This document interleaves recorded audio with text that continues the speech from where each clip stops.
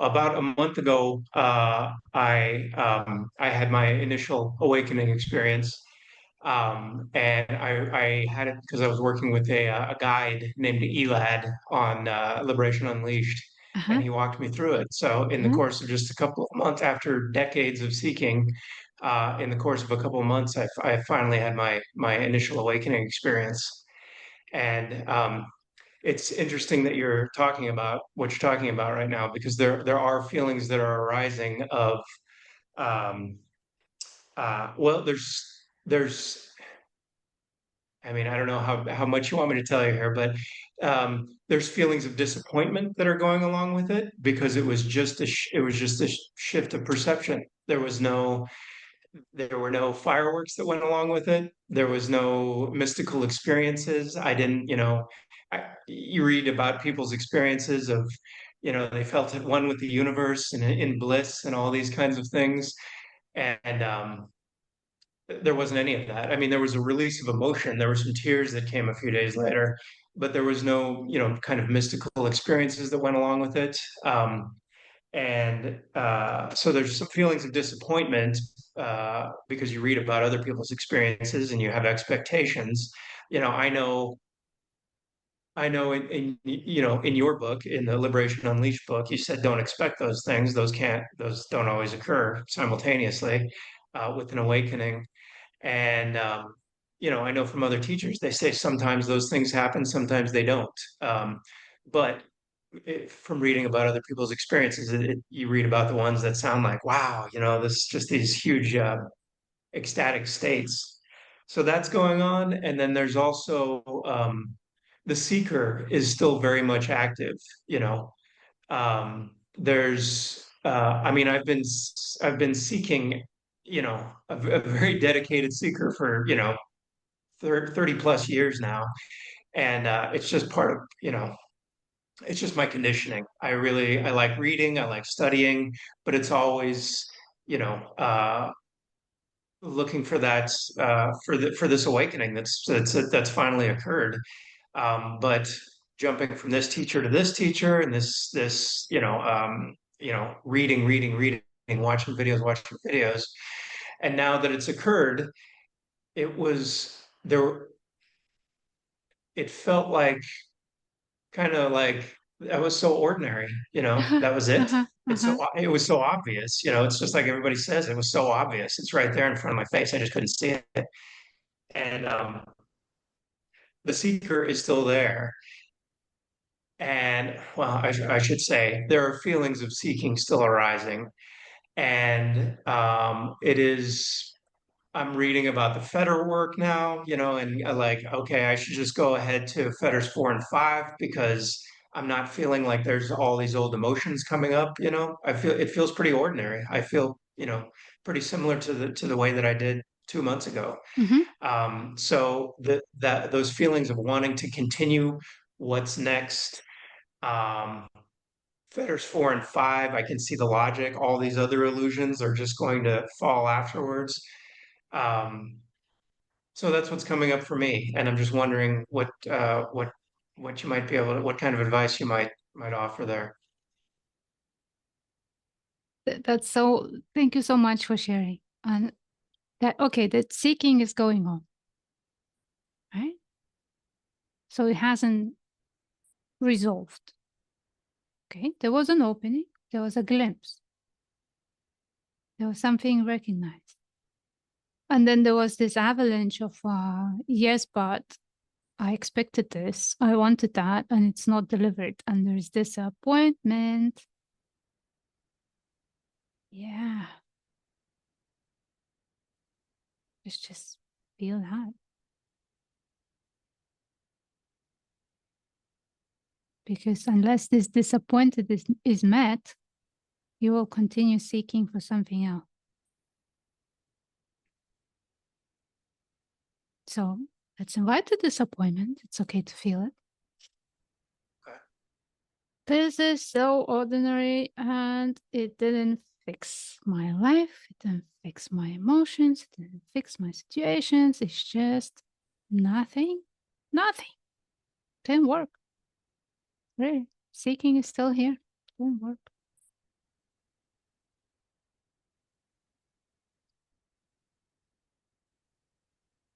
And what do you feel that disappointment? Where is it in your body?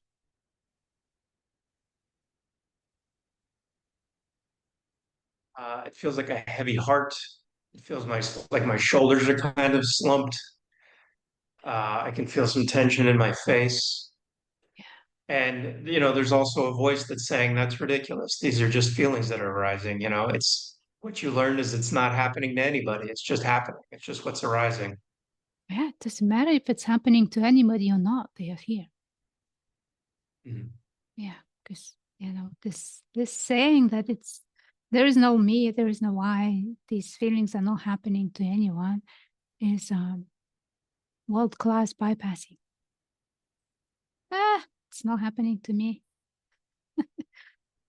Instead of, oh, yeah, it is. It's okay to feel it. Yeah, it's okay to feel it's safe. So now let's do this. Tell that energy, I see you.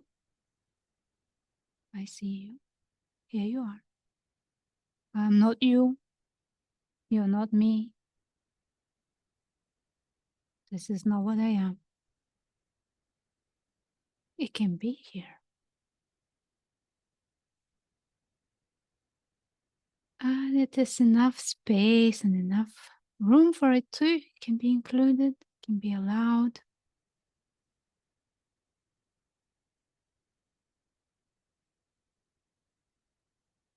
Is it okay for you to feel it? Mhm.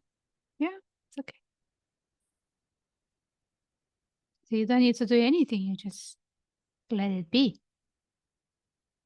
But not running away, or not trying to fix, not avoiding anymore. Just, oh, here it is. Welcome, welcome. Thank you for coming.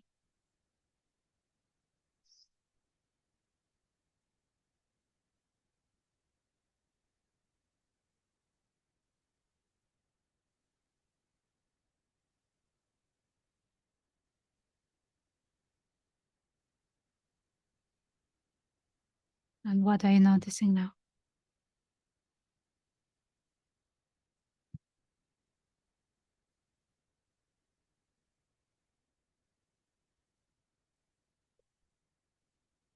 Well, it's just a feeling. Mhm. It's um, it's just what's arising. Um,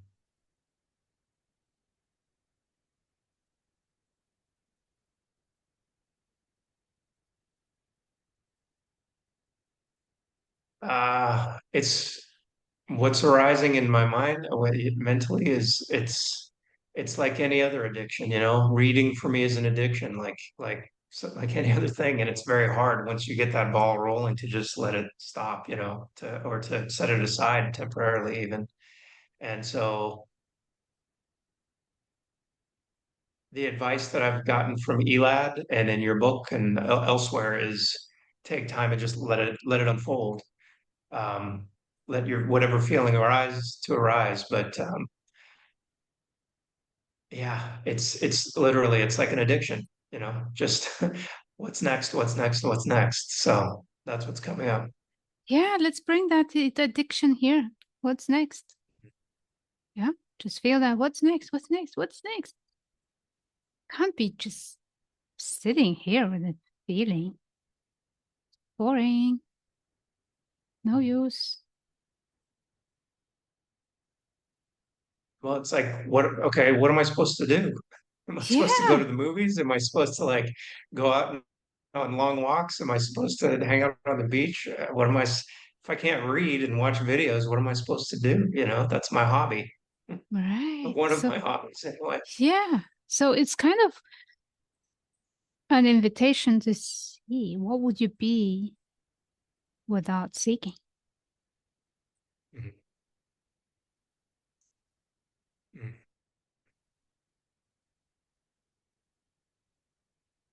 What would you be without seeking?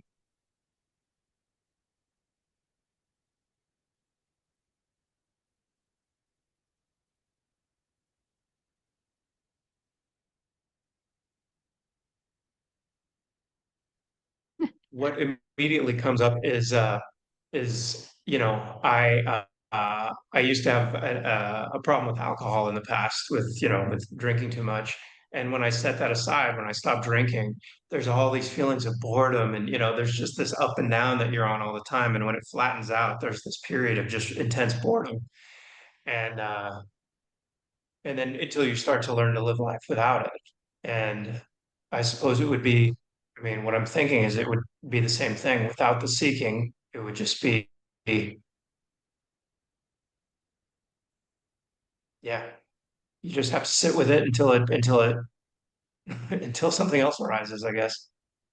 Ah, but now you can see that seeking is a solution to boredom. The Hmm. feeling of boredom is what the seeking is solving, the need to feel bored. Hmm. It's a very Hmm. interesting place, though, because what's wrong Very with interesting boredom? place, did you say? Yes, Hmm. yes, yes, because Hmm. what's wrong with boredom?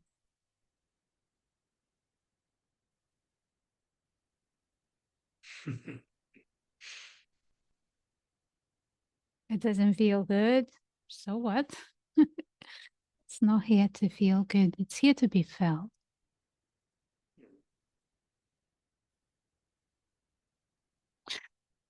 And the seeking is always out there. Next, next, next. Somebody has what I don't have. This fetters thing, or another thing, or another book. It's something to get. And seeking energy has this sense of desperation. I'm missing something. They have it. Fireworks. Oh my God, I haven't got fireworks. Need to look for something. So that desperation falls away. But what is seeking without desperation? It's exploration of what is here.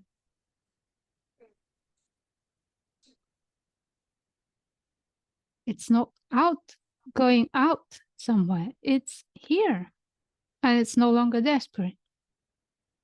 So that energy of curiosity or inquiry or fetters, it sounds good, but it's kind of fun, joyful. It's not desperate. It's not coming from lack or trying to fix. So what would you be without seeking? It would be the same, just having fun with exploring your own experience. Hmm. So All right. how about giving yourself permission to hmm, to say, maybe I don't need that desperation anymore. What if it's okay to be bored and explore boredom? And it has so many mysteries around it and a gift. One of the best gifts come from boredom. When you can be with the boredom and find out what's on another side.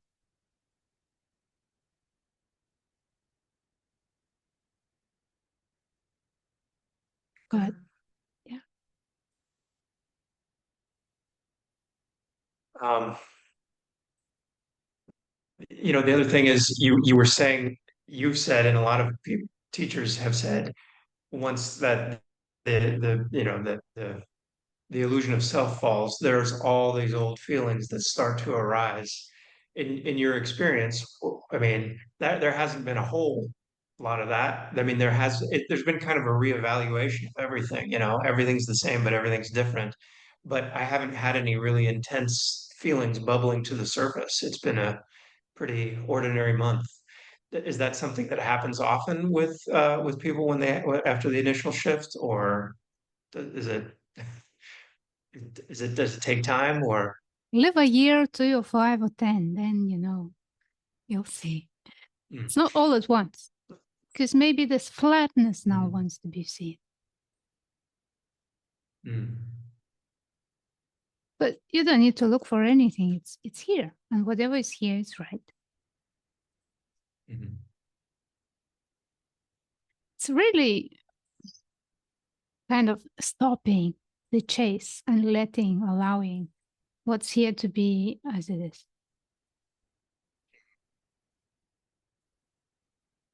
And when the next thing comes in, it comes in. You don't need to, go and get it. It comes in.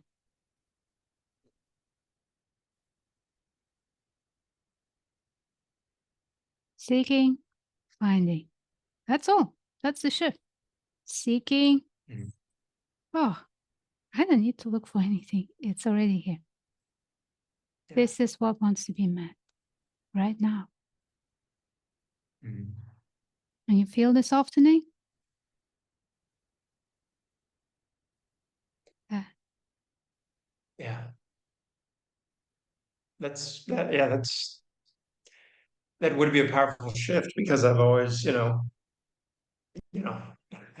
I've looked for it in this, looked for the answers there, and turning it, well, just sitting and being with it is a different way of living. yeah.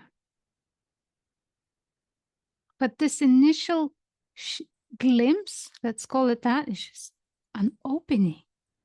It's a beginning. It's a beginning of seeing something that was always here and it was never hidden. But now there's so much to explore. And there's nothing wrong with going with this teacher or that teacher and seeing what's there. But from the place of, oh, there's nothing to fix. It's just more fun to explore.